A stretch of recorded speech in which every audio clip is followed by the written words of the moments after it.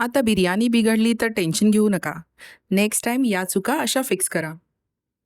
आजची बिर्याणी फक्त रेसिपी नाही आहे. मी तुम्हाला बिर्याणी परफेक्ट होण्यासाठीच्या चुका आणि त्यांचे उपाय या व्हिडिओमध्ये सांगणार आहे. Hello everyone, my name is Pranita Jadhav. माझ्या यूट्यूब चॅनलमध्ये तुमचं स्वागत करते. या रेसिपीची फरमाईश माझ्या एका फ्रेंड सबस्क्रायबरने केली होती. तर यासाठी मी इथे घेतलं 1 किलो चिकन. तर चिकन मॅरिनेशनसाठी इथे 2 चमचे अद्रक लसूणची पेस्ट, थोडीशी हळद, थोडंसं मीठ, 350 ते 400 ग्राम दही घेतलं आहे मी मॅरिनेशनसाठी.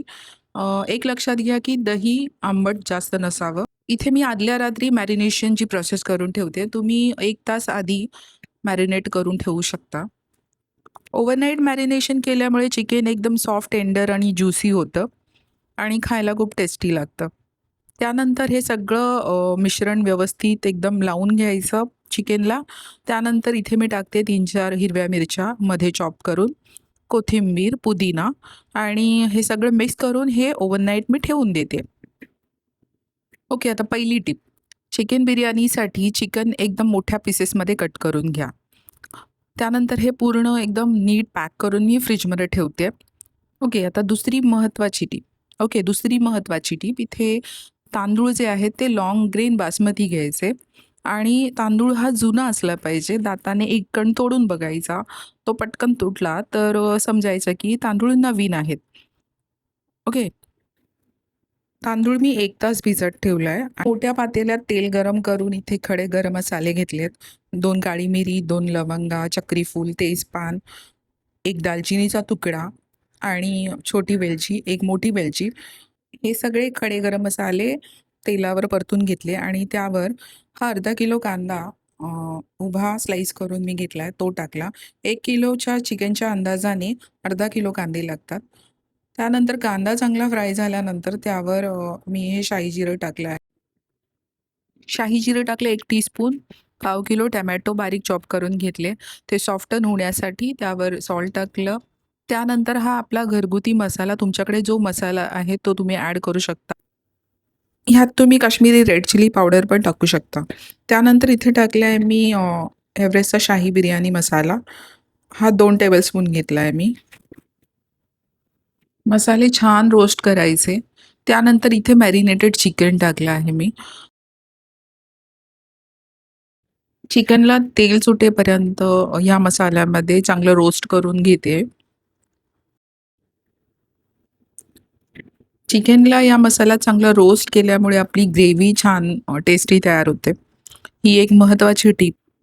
चिकन रोस्ट होईपर्यंत एका साईडला मी पाणी गरम करायला ठेवलं. मी तांदूळ घेतला होता 800 ग्रॅम 1 किलो चिकनसाठी. तांदळाच्या 4 पट मी इथे पाणी टाकलं आहे. कमी पाणी टाकायचं नाही, जास्तच पाणी घ्यायचं. पाण्यामध्ये मीठ टाकायला विसरू नका. त्यानंतर इथे भिजलेला तांदूळ टाकला. तो छान शिजायला दिला. तोपर्यंत आपली ग्रेव्ही इकडे झाली आहे. इकडे भाताला उकळ आली आहे. त्यात ह्यातलं हे पाणी घेतलं भातातलं आणि ह्या ग्रेव्हीमध्ये टाकलं. त्यामुळे आपल्या ग्रेव्हीला छान टेस्ट येते. ही महत्त्वाची. या मेजरमेंटनुसार केलात तर तुमची बिर्याणी कधीच ड्राय होणार नाही किंवा बिर्याणीची खिचडी कधीच होणार नाही. आपली घरगुती चवीची छान बिर्याणी रेडी होईल. भाताचं जास्त पण पाणी चिकनमध्ये टाकायचं नाही, नाहीतर आपली ग्रेव्ही एकदम पातळ होऊ शकते. म्हणून फक्त एक अर्धा ग्लास मी यात पाणी टाकलं आहे भाताचं. भात चांगला वेळून घ्यायचा आणि त्यानंतर लेअरिंग लावायला घ्यायचं. ह्याच्यामध्ये मी कोथिंबीर आणि पुदिना चॉप करून टाकला आहे. वरून लेअरिंग लावून घ्यायचं. पहिला राईस, त्यानंतर थोडं तूप सोडायचं. थोडं भाताचं जे पाणी होतं ते टाकलं मी. त्यानंतर कोथिंबीर, पुदिना स्प्रेड केला. त्यानंतर दुसरी लेयर.